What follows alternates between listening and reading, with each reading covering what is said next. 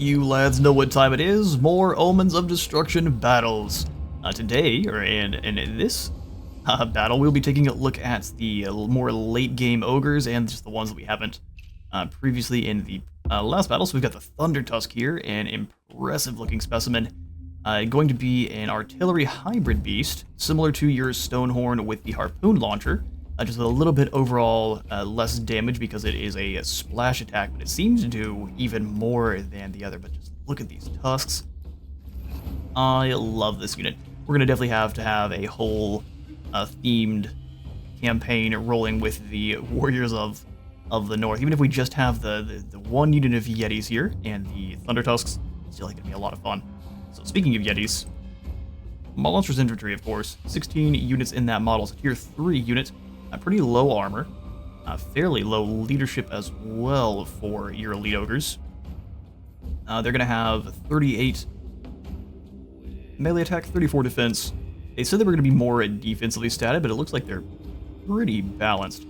Very good weapon strength, decent charge bonus, and then they have the Aura of Frost passive, which will be dropping lads speed and melee defense in a 35-meter radius. You kind of just want a couple of Yetis in as support units across your Ogre lines. They're very similar to how you'd play with Nurgle, having all the different debuffs across the field, which you want to do there. They also actually going to have a weakness to fire damage of 25% because they're used to the colder climes. I'm going to pause real quick. We actually have the Ambleback Greybacks as the ROR Yetis. Kind of much more of a gray-blue tinge to them. They look fantastic, nice and spooky. I wouldn't want to run into them in any kind of snowy weather, or probably a sunny day either, honestly. I'd run for the hills. Rarely do such mighty specimens come down from their mountaintops. When they do, they bring the might of those mountaintops with them. No more armor, but if we could take a quick look over at them compared to your other Yetis, they have 12 more weapon strength just because they're elite. So a lot of their stats are going to be very similar, in fact worse in a lot of cases, with that eliteness being added on in. But they have the Aura of Frost, of course, and the Grey Supremacy passive. So as long as there is a terror-causing unit in range, they're going to have more damage and a bit of ward save. So these are kind of Monster Hunter ROR units, which I think is a really cool idea. We also have our Blood Vultures, which are kind of flying through the trees at this point. We're going to stay paused just because there are some artillery pieces firing on us, and we don't want those to get in just yet. We're fighting against the Chaos Dwarfs here. So we got the Blood Vultures, which actually are shaping up to be one of my favorite units for the Ogre roster. They act very much like Carrion, but I'd say like 2 or 3 tiers more elite.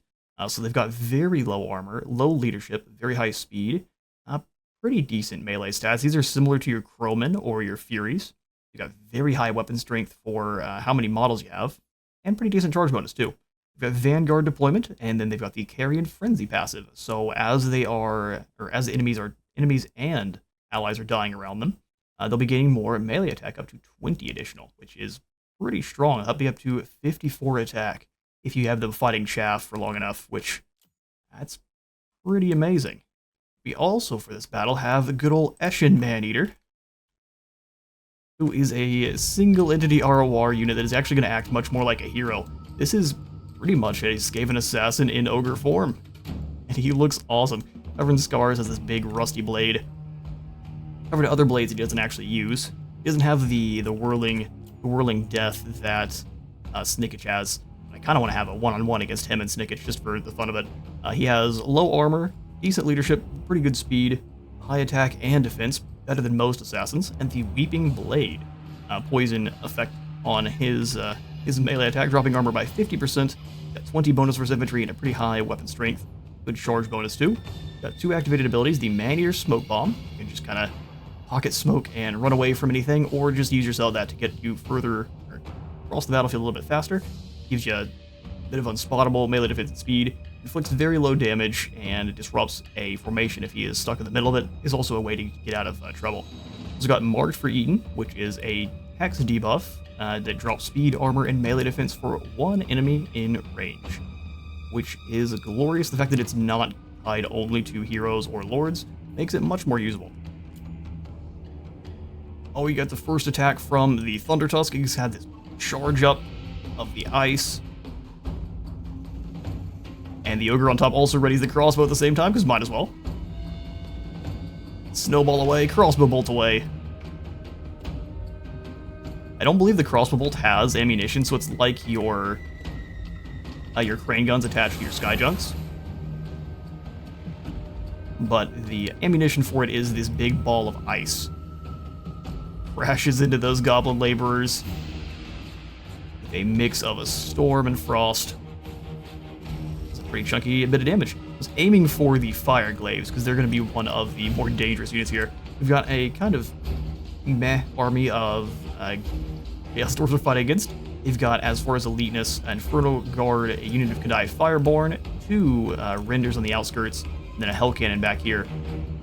They're also led by a Overseer and an Infernal Castellan as their hero choices. We're using the Man-Eater to kind of sneak around and go after the Castellan, is the plan. Other units we have on in here is the Orowar Pigback Riders, which have spent some time in Bretonnia and have come back with some shields, a little bit of modified versions of, I guess these are just broken jousting lances that they've probably salvaged together, or just better yet, ones that they broke and didn't have the means to fix. But they've got kind of a chainmail armor, some helmets from Bretonnia that have been modified. They're great, proper elite cavalry. With the Paymaster nearby, they actually are going to be pretty decent. They've got a silver shield because it's a better knight shield, a little bit more armor. I think much more attack and defense than your normal Noplar Piggyback Riders, and then nothing else in terms of weapon strength. Your normal ones have 12, bonus for large.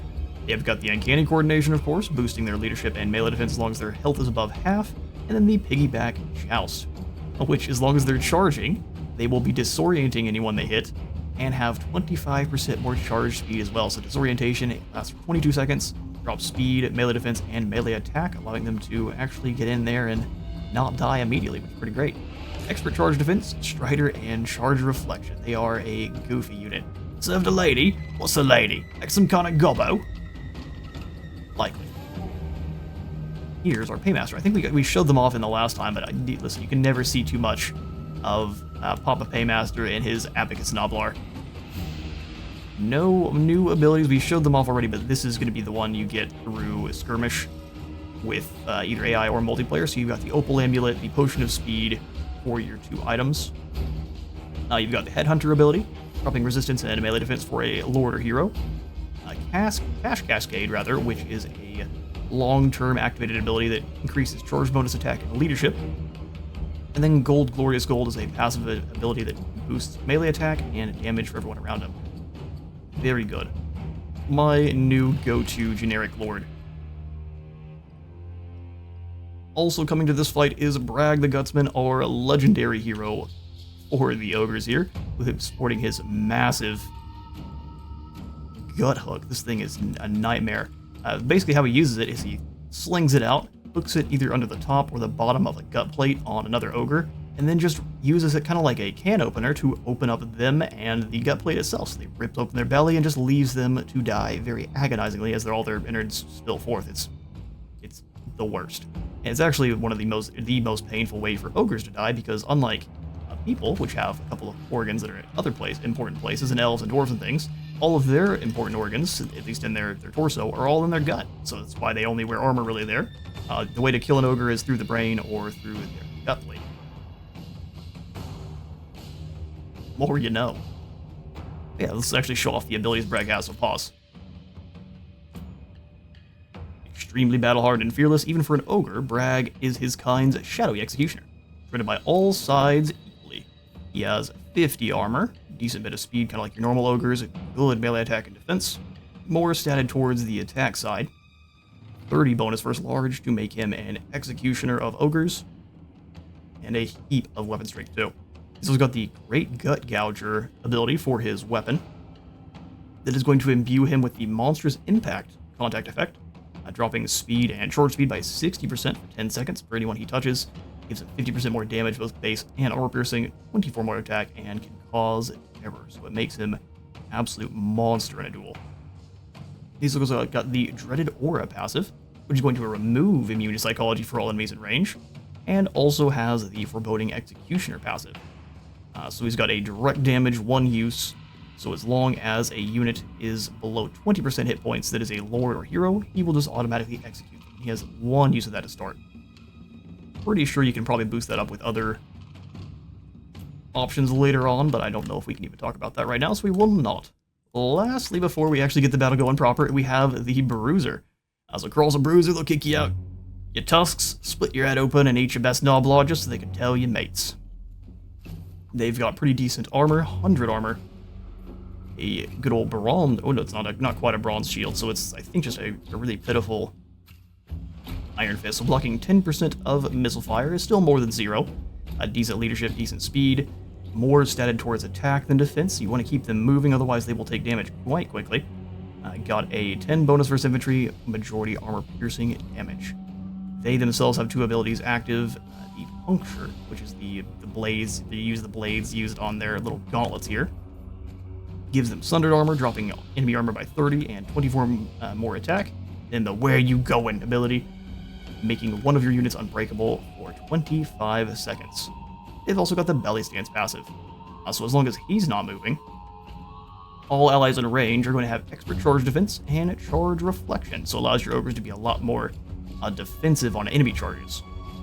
Speaking of enemy charges, one approaches now.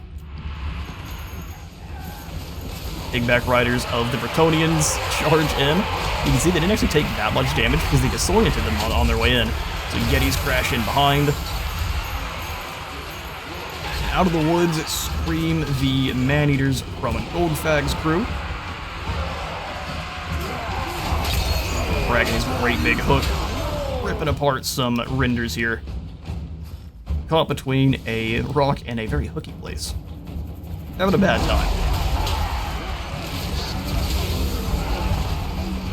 This fight was rather quick-winded, so I'll have to make sure we're moving quick. I want to see some of the animations here with Crag. Kind of rips through with the chain. Our Thunder Tusk is Wind of Deathing its way through the enemy line there just fine. Our Vultures landing in some goblins, having themselves a bit of a feast. Vultures earlier were spending their time shutting down enemy artillery.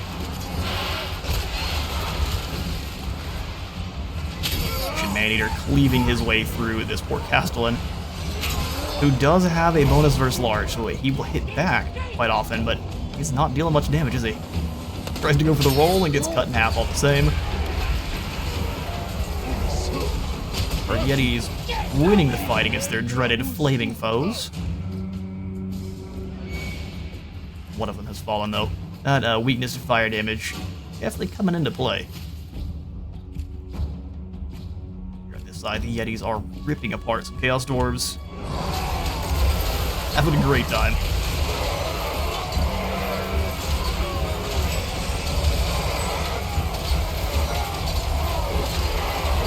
Absolutely vicious combat animations here. Ones that actually seem to land on the foes you swing them at. How novel. The Man-Eater is chasing the Castellan clean off the map.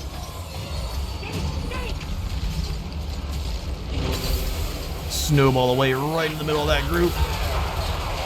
Very accurate they are as well. I've noticed from your Thunder Tusk, where other artillery, it's kind of hit or miss if they manage to actually hit these or foes. Thunder Tusk seems to be very good at only hitting foes. Thundery Tusk charge, there's a smoke bomb in the background there.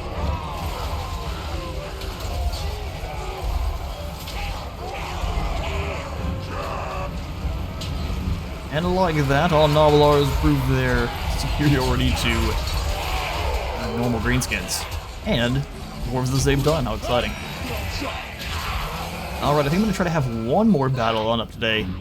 This one focusing more on the Black Orcs that are coming with both the Black Orcs that are coming with the DLC and the changes that are coming to Black Orcs. We'll be showing that off quite soon. Thanks for stopping by the battle, and I will see you all in the next one.